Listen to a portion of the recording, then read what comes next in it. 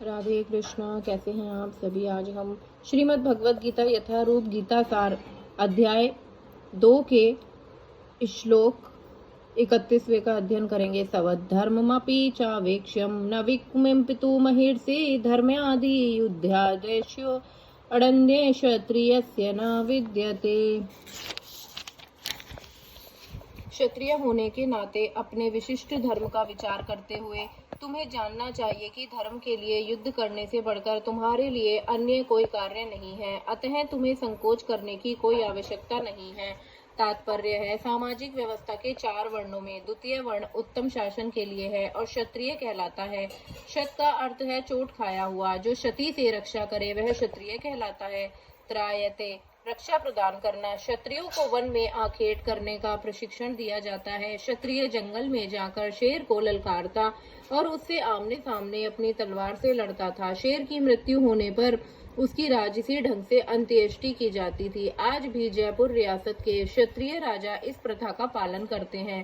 क्षत्रियों को विशेष रूप से ललकारने का तथा मारने की शिक्षा दी जाती है, क्योंकि कभी कभी धार्मिक हिंसा अनिवार्य होती है। इसीलिए क्षत्रियों को सीधे संन्यासाश्रम ग्रहण करने का विधान नहीं है। राजनीति में अहिंसा कूटनीतिक चाल हो सकती है, किंतु यह भी कारणीय सिद्धांत नहीं रही। धार्मिक संहिताओं में उल्लेख मिलता है। अहावेशु मिथोंड्ययम जिंगा संतो महि दीक्षिता युद्धमानः परम शक्त्या स्वर्गम यातंडे परांड मुखा यज्ञेषु पशु ब्रह्मन् हन्यन्ते संततः द्विजः संस्कृताम किलम मंत्रेश्यम तेडपि सर्वगमा पुनम।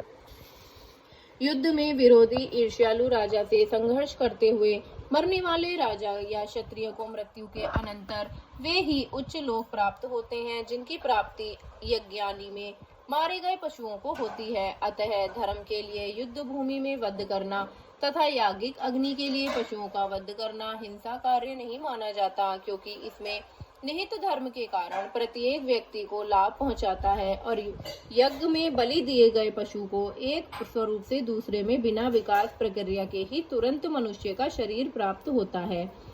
इसी तरह युद्ध भूमि में मारे गए क्षत्रिय यज्ञ संपन्न करने वाले ब्राह्मणों को प्राप्त होने वाले स्वर्ग लोक में जाते हैं। सर्वधर्म 2 प्रकार का होता है। जब तक मनुष्य मुक्त नहीं हो जाता तब तक मुक्ति प्राप्त करने के लिए धर्म के अनुसार शरीर विशेष के कर्तव्य करने होते हैं। जब वह मुक्त हो जाता है तो उसका विशेष कर्तव्य या स्वधर्म होते हैं। जब तक मुक्त हो जाता है आध्यात्मिक हो जाता है और देहात्मक बुद्धि में ही नहीं रहता। जब तक देहात्मक बुद्धि है तब तक ब्राह्मणों तथा क्षत्रियों के लिए सर्वधर्म पालन अनिवार्य होता है। सर्वधर्म का विधान भगवान द्वारा होता है, जिसका स्पष्टीकरण 4th अध्याय में किया जाएगा। शारीरिक स्तर पर सर्वधर्म को वर्णाश्रम धर्म तथा आध्यात्मिक बोध का प्रथम सोपान कहते हैं। वर्णाश्रम धर्म अर्थात प्राप्त शरीर की विशिष्ट गुणों पर आधारित सर्वधर्म की अवस्था से मानवीय सभ्यता का शुभारंभ होता है। वर्णाश्रम धर्म के अनुसार किसी कार्य क्षेत्र में सर्वधर्म का निर्वाह करने से जीवन के उच्चतर पद को प्राप्त किया जा सकता है। राधे कृष्ण।